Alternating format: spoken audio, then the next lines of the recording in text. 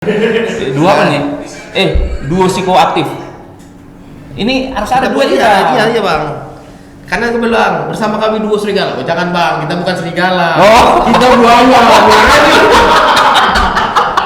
boleh.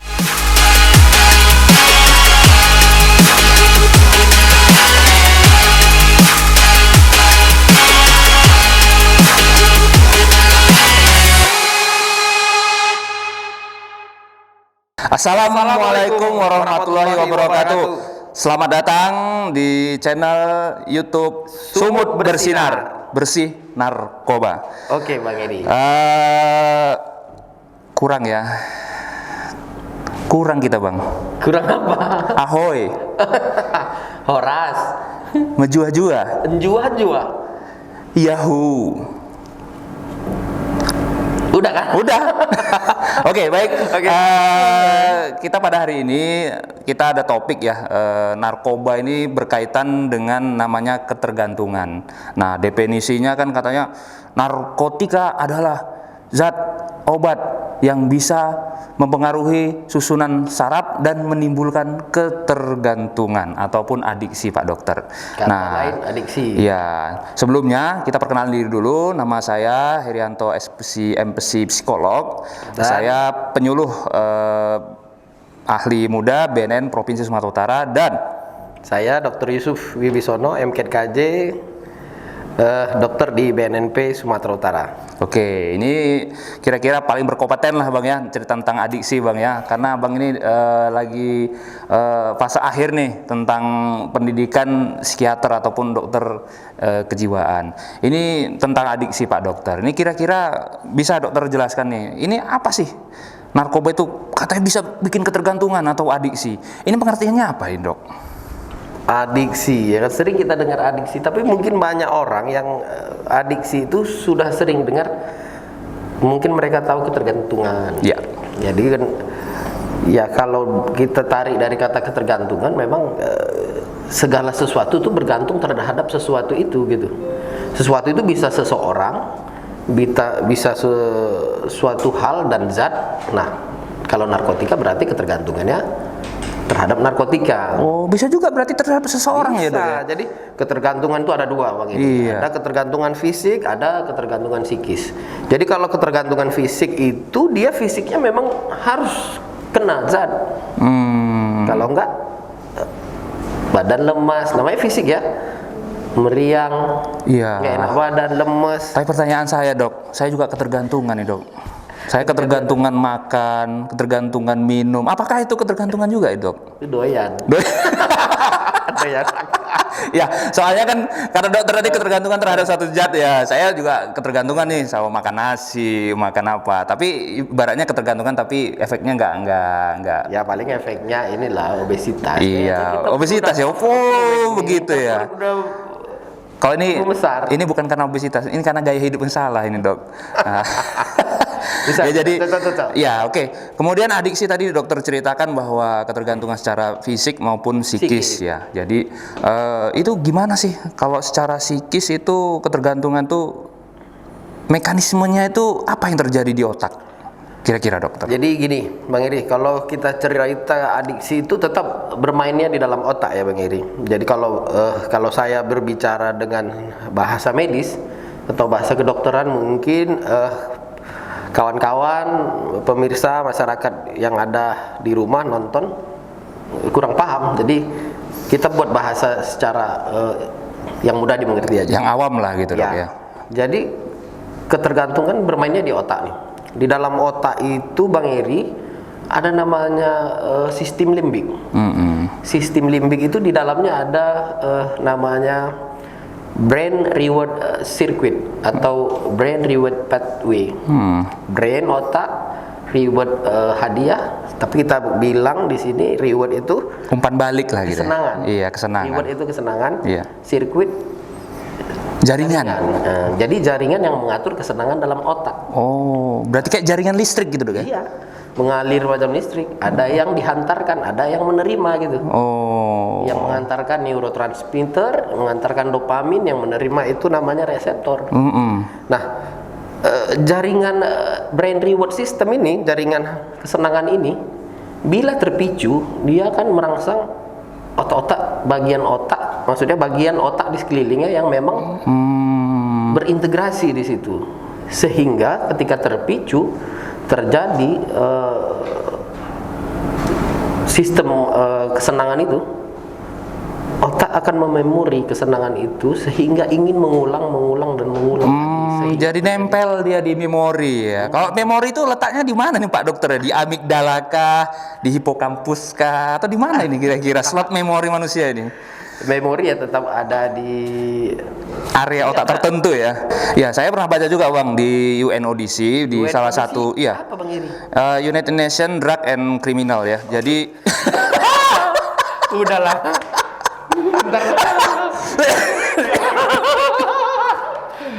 Oke, kita balik lagi.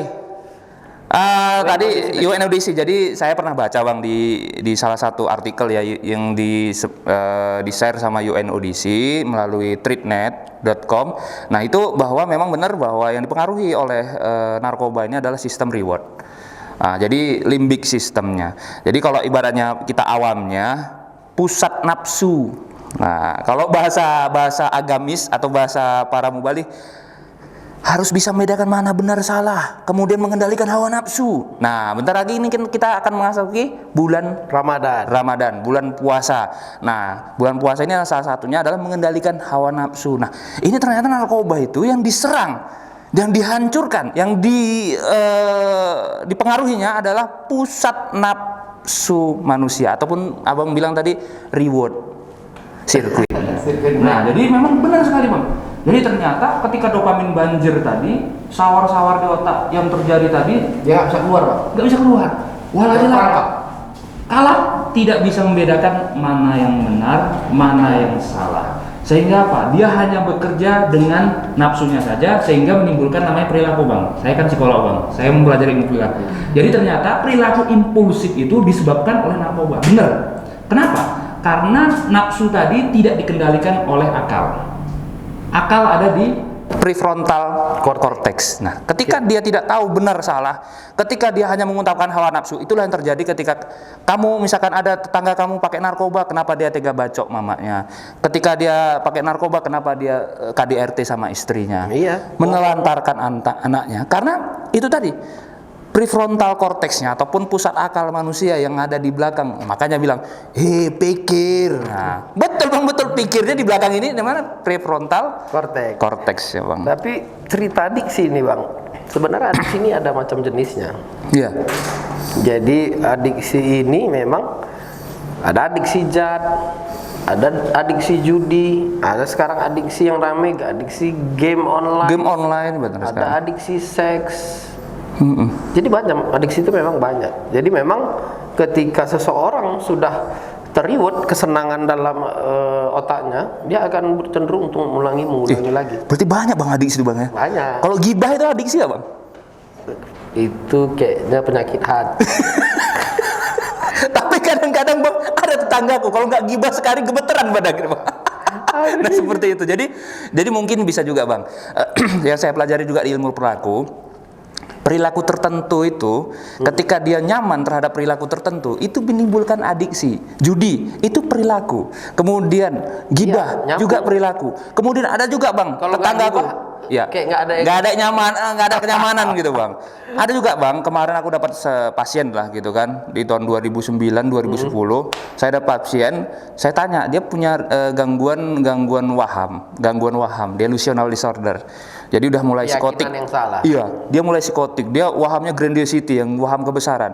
Saya tanya keluarganya, ternyata mereka punya riwayat itu tadi perilaku yang omong besar. Nah, ketika saya lihat ternyata perilaku tersebut dikembangkan, walhasil dia mengalami gangguan jiwa namanya delusional disorder ataupun gangguan psikotik yang berkaitan dengan waham kebesaran. Kebesaran itu bagian dari sebenarnya apa? Bagian dari waham paranoid.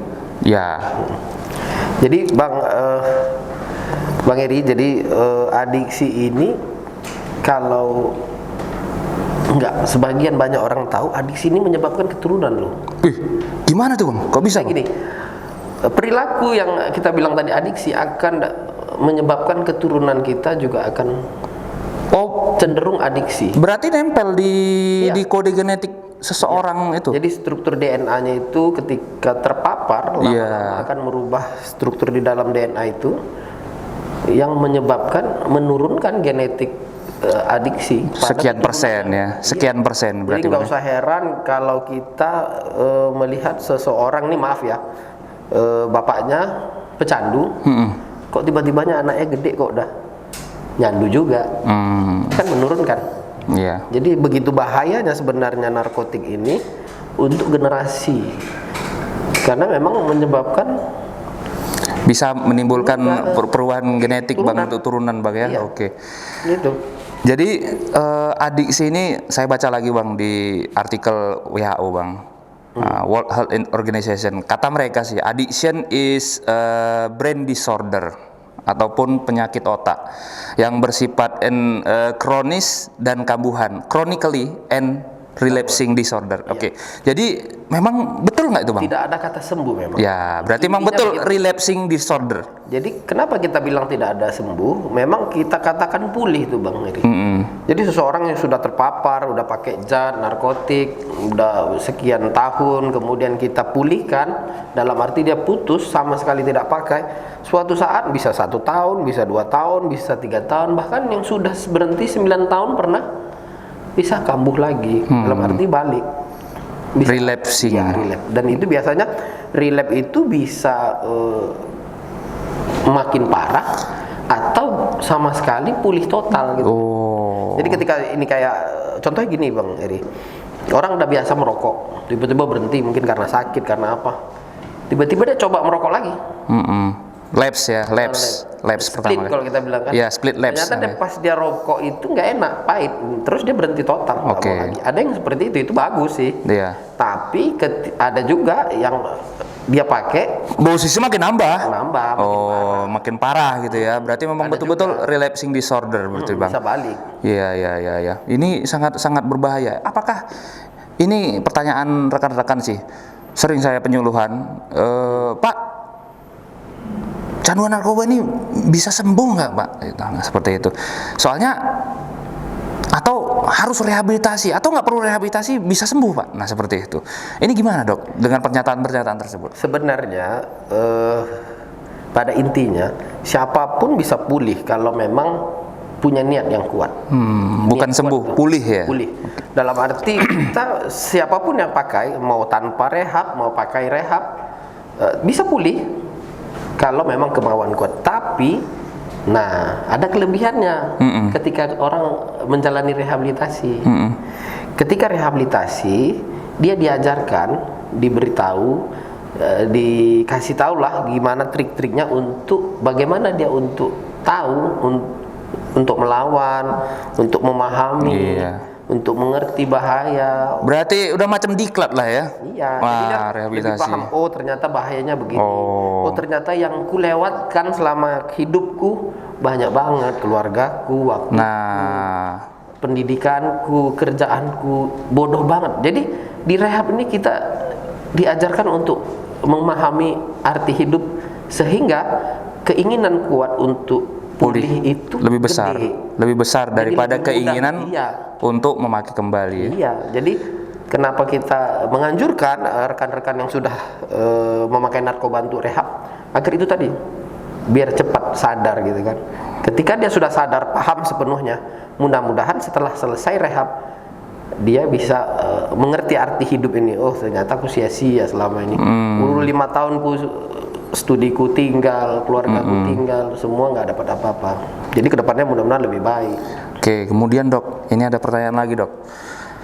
Katanya kalau misalkan kita mengonsumsi obat tertentu, kita pakai obat-obatan yang lain yang sifatnya membalikkan antagonisnya, katanya bisa nggak mempan tuh efek-efek narkoba itu. Bener nggak itu hal tersebut?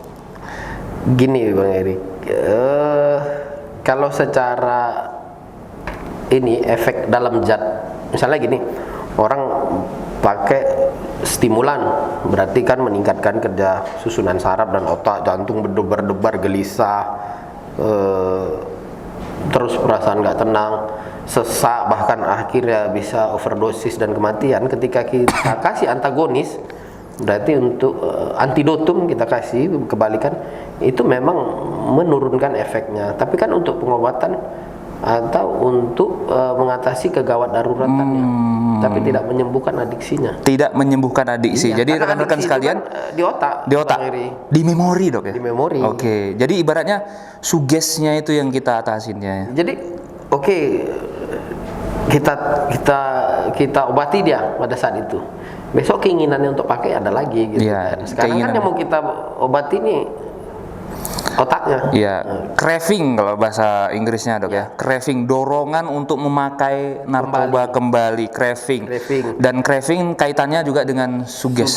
Suges ternyata adanya di hipokampus, di memori. Jadi memang rekan-rekan sobat BNN sekalian, memang untuk pulih dari adiksi ini pertama adalah niat yang sangat kuat ya dok ya. Niat yang sangat kuat. Kemudian harus bisa lawan suges.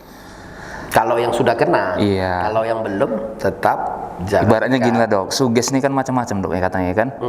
Katanya suges bisa karena orang, bisa karena waktu, tempat. bisa karena tempat, bisa karena alat. Iya. Tengok botol aqua, botol mineral ya kan, nah, langsung dia suges. Biasa pakai sama si A, lihat muka si A, pakai. Suges. Biasa pakai di pojokan gang, lihat pojokan gang. Suges. Nah, itu. Biasa pakai malam minggu, pas malam minggu suges. Nah seperti itu jadi. Jadi memang bagaimana sobat BNN sekalian, misalkan ada pecandu ataupun di lingkungan keluarga ataupun tetangga, suges inilah yang paling mempengaruhi seseorang untuk memakai kembali narkoba. Iya, adiksi. Ya, kalau suges itu kayak ada yang kurang, aku mau apa? Bingung. Ada yang kurang dok ya. Oke. Itu adiksi kena di psikisnya. Di psikisnya ya, berarti harus diobati psikis, psikologis dan fisiknya. Betul, mungkin itu saja bincang-bincang kita duo serigala. Bukan duo serigala, janganlah. Katanya duo serigala bang bilang. Duo buaya. Buaya ngeri lah bang. Oke. Ya. Jadi demikianlah perbincangan kita. Saya Herianto, SPCMC psikolog, dan saya Dr. Yusuf Wibisono, MKJ. Tetap like, subscribe dan komen di channel kita di Sumut Bersinar. Assalamualaikum warahmatullahi wabarakatuh. Ahoy. Dah. Waalaikumsalam, sampai assalamualaikum aja lah. Iya bang.